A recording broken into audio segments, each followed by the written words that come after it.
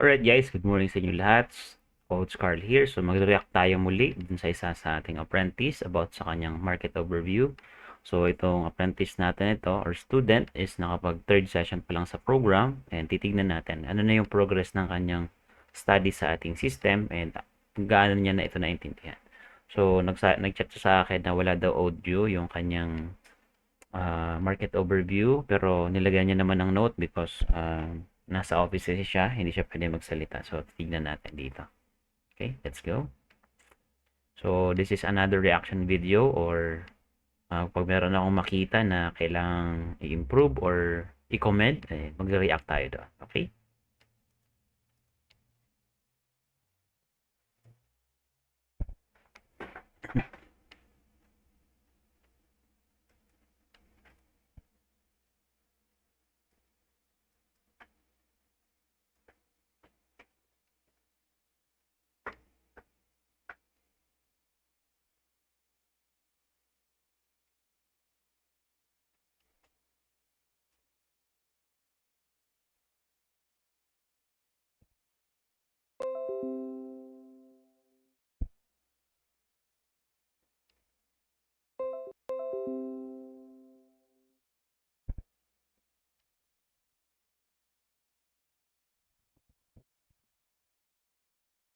So, sabi niya dito, he's looking for NCD CHF because of the current scoring.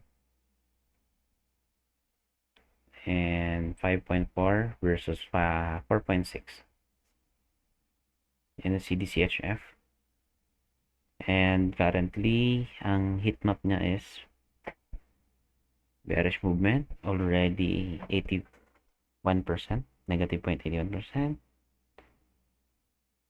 And the sentiment is 63 by 36. So, potentially, nagre-retrace na siya, no?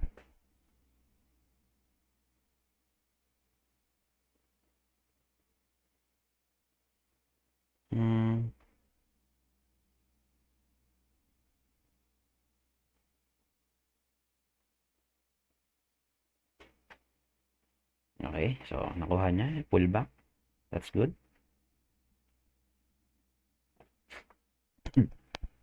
Then, next yung i-check.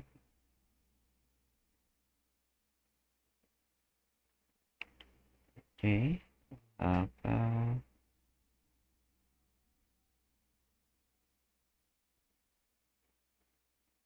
And CDCHF about the RORO or risk on and risk off. So, validate if tama ba yung kanyang nakikita sa market. Okay.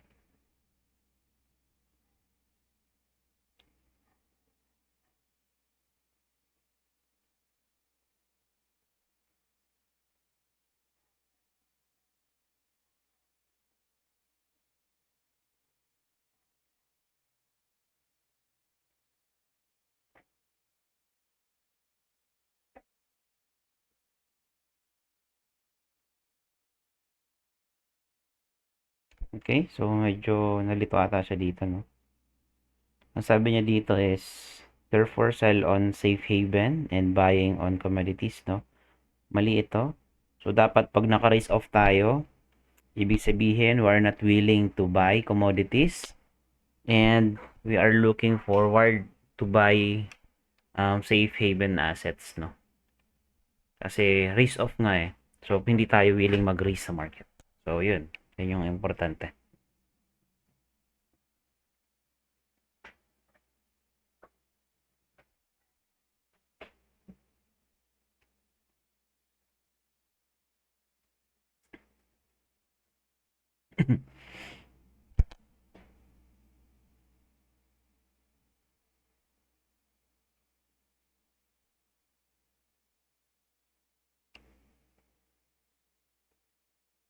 For fundamentals or intermarket.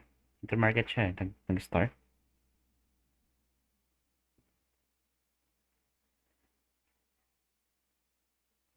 So, hanapin niya yung Switzerland and New Zealand.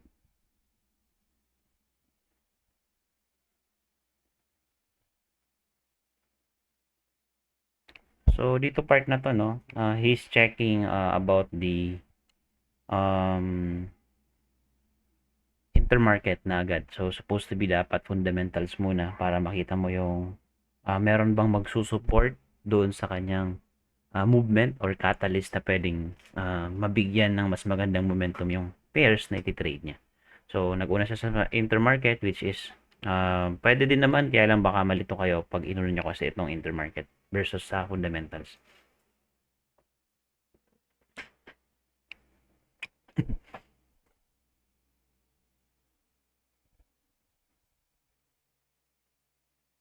He's looking for the GDP, although it increased.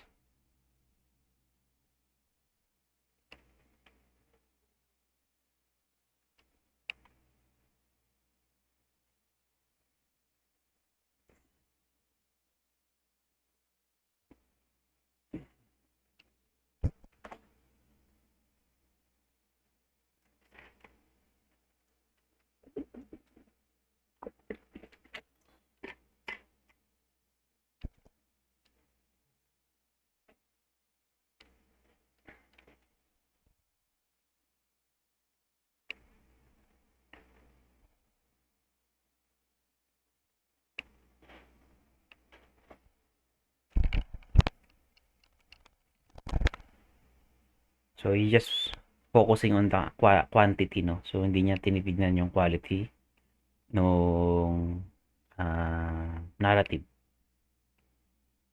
More on quantity siya. So, dapat mas maging in-depth yung understanding natin in terms of quantitative versus qualitative. So, mas magandang ang baseline natin is yung qualitative rather than sa quantitative because yung data meron siyang even kahit maliit yung amount niya pero mas malaki yung impact niya into mo economy. So, yun yung pinakahinahanap natin or tinitignan.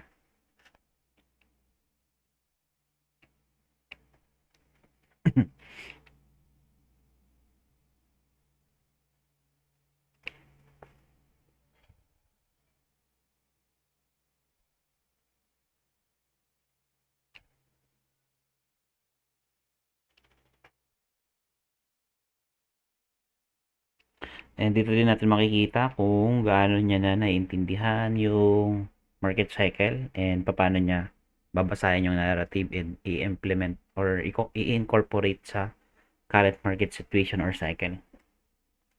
Sabi niya dito, since GDP is still weak, inflation for 2024 first quarter might increase. So, hinuhulaan niya, hindi niya binabasa yung narrative. So, sobrang importante yung narrative na kasi nandun yung mga hint or clues para mag-game up sa isang decision o if ano yung current market cycle ng isang economy. Okay, she still bearish in NCD.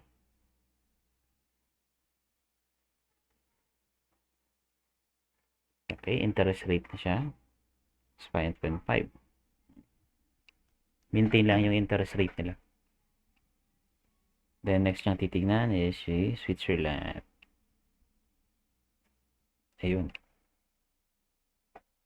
Swiss franc. Ayan. So, more on quantity siya, no? Hindi niya tinitignan yung quality or yung narrative. Pero magandang ano na to start kasi nahahanap niya na yung mga pinpoint or mga data kung saan niya dapat i-check. More on in-depth na lang para mas maintindihan niya ano yung current market economic cycle and makakapag-decide siya dun sa sarili niya if either si market ba is on the expansion, nasa peak ba siya, contraction and so on. So yun yung pinakailangan mong mahanap in using the intermarket.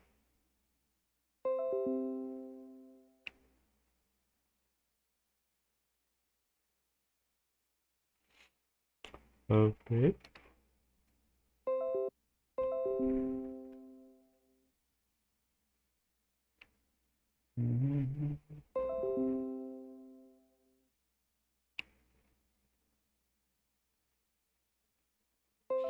Looks good since the positive side. Unemployment daw is, yung previous is no change.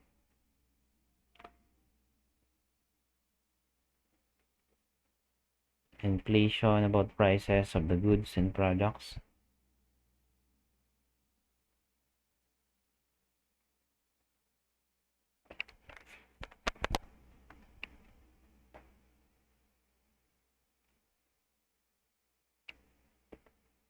CPI decreased from 1.20 to 1.0. Shows economic is good to increase. No need to increase inflation. Okay, so no need increase inflation. Medyo nalito ako dun. No need to increase inflation. Shows economic is good. No need. Okay, so ang inflation guys is ano siya? Hindi siya control ng mga tao or ano siya, para siyang gravity. So, walang rules or law na makapagpabago sa gravity natin. So, everything's kung gagaling sa taas, always go down. So, sa inflation, pag nagkakaroon ng pagtaas ng supply and demand, so, lumalaki yung inflation versus depende dun sa demand ng tao. Okay? So, dito parang nalito ata siya. So, we need to correct this one. So, hindi natin dinadagdagan. So, ang inflation guys is based siya kung ano yung current or sa previous month ng GDP. Especially yung mga prices. Interest rate reduced from 1.7 to 175 to into 1.5. I think economic is good, no sign of weakness. Therefore, it will continue bullish.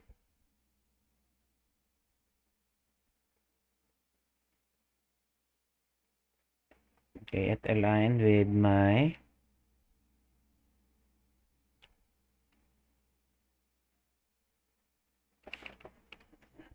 selling NCD, NCF. So, ito guys, no?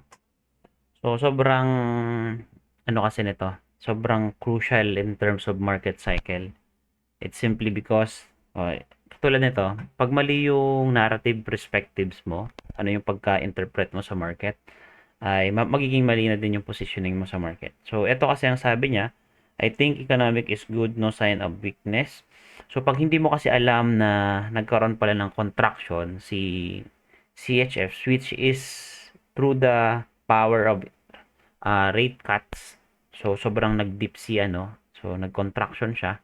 So, maybe ang pinaka the best na ano dito is explanation is si CHF is nasa part pa rin siya ng recovery. So, mamaya makita natin sa chart if ano na yung naging progress niya.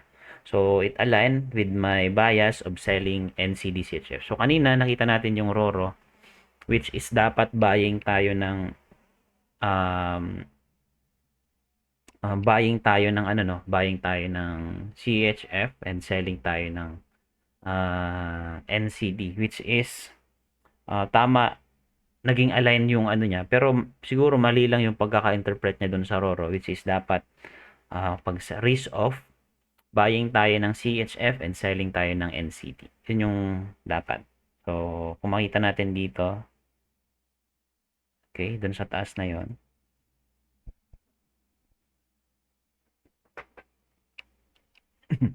Titignan natin paano niya i-incorporate yung bias niya sa market through that information and data. Pero pagdating ng ano nung after niya ng intermarket, yung naging bias niya na is um, selling siya.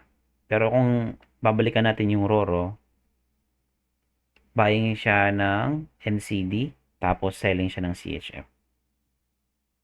So sa intermarket niya, buying na siya ng CHF, selling na siya ng NCD. Okay, saka niya tinek yung upcoming news, no? CPI for NCD expecting to increase CPI. Alright. So, So, ganda ng ganito yung trade setup mo, no? Mas naunawaan mo yung market and paano mo dapat i-incorporate yung ideas of trading versus kung anong narrative or information na nakita mo sa mga websites to passively lift the economy. So, dapat magtugma-tugma yan guys, no? Kasi kung sa yung scoring natin sa RORO, sa intermarket and fundamentals, so dapat magkaroon siya ng significant value dun sa tinitignan natin.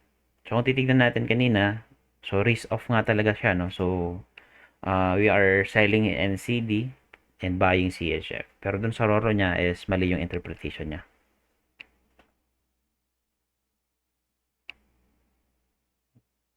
Okay, H1 period siya.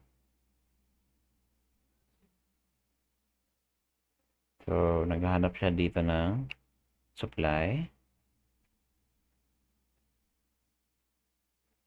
Pero hindi supported yung ano, no? Hindi pa ganun ka-supported yung momentum niya.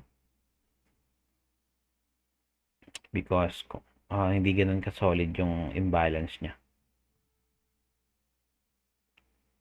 So, may breakout structure.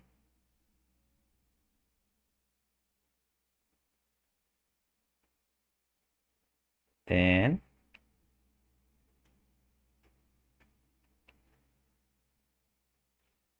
ang isa pa dun sa napansin ko ay yung short period ng scoring niya, ay hindi niya chinek. Nag-focus lang siya dun sa average. So, makakakuha ka din kasi ng hint doon para ma-identify mo ano yung progress ng isang currency. Maganda ba yung momentum niya or slightly moving?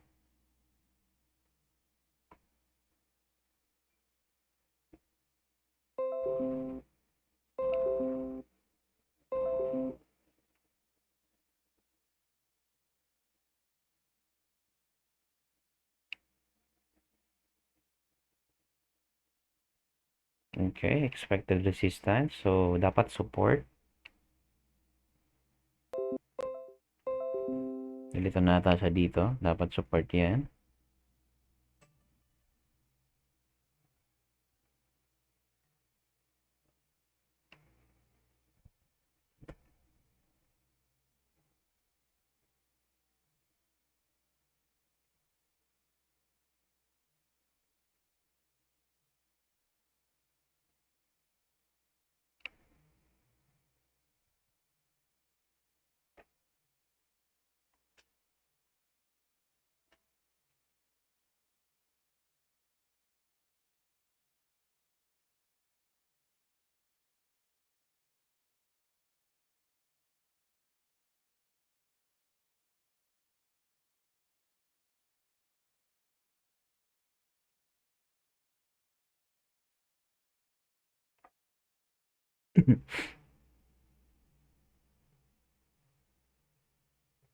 Okay, so nag-adjust na siya ng ano, no? So, yung pinaka-support level niya is doon na mismo sa multiple touches.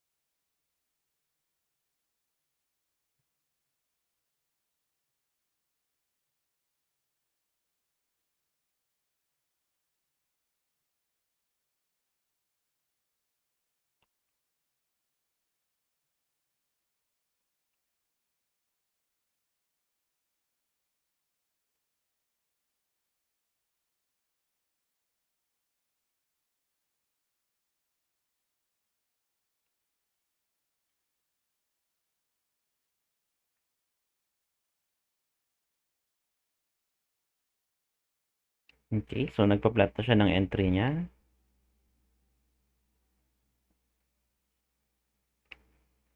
Okay, so yun yung pinaka-style niya on how he use the technical trading para magkaroon siya ng better visualization sa tinitrade niya. So, ayan. So, GP1, then TP, TPC code 1, okay. Entry 1 is CFX 1.1. Okay, itong entry niya. Same, CP1. Itong isa ay okay. Okay, CFX 1.5. Walang TP. Alright, that's good, no? Ganda ng pagka-prepare and konti na lang yung adjustment nito para mas maintindihan talaga yung trading. More on depth of understanding on the narratives and the fundamentals. Yun pa talaga yung nakikita kong weakness ni Sir Hiner sa part na to.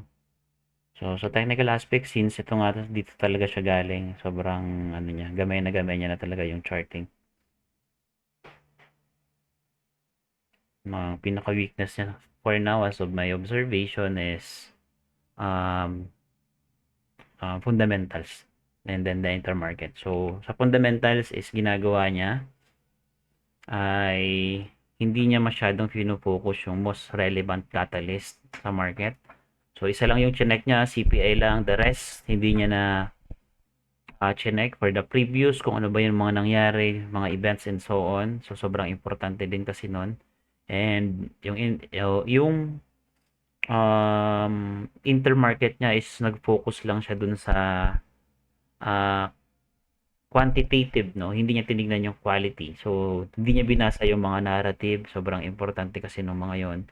And in the moment na maunawaan mo siya, yung mga key points and keywords lang yung naman yung mga kailangan doon at importante. So, sobrang ganda, no? Sobrang ganda nung ganitong informative information of trading, no? How we understand, how we navigate in the market. At the same time, we continuous learning, we continuous develop ourselves to make our trades more um, ng mas meron tayong conviction. So we are forming the conviction in our trades. So that's why we came up to this kind of setup in trading because we are looking for the higher probability in our trades, no? So sa mga bagay-bagay kasi na ginagawa natin sa market, especially in this kind of setup for our CFX 4 pillars is all those aspect of 4 pillars is pag pinagsama-sama natin yun, nakakadagdag siya ng confident and probability dun sa trade natin. So, I guess that would be all guys and meron pa tayong i-review next and let's go! Congratulations Sir Hiner and a good job. So, meron lang tayong mga pinpoint na kailangan nyo pong i-consider at i-correct para po mas maganda po yung trading nyo. Okay?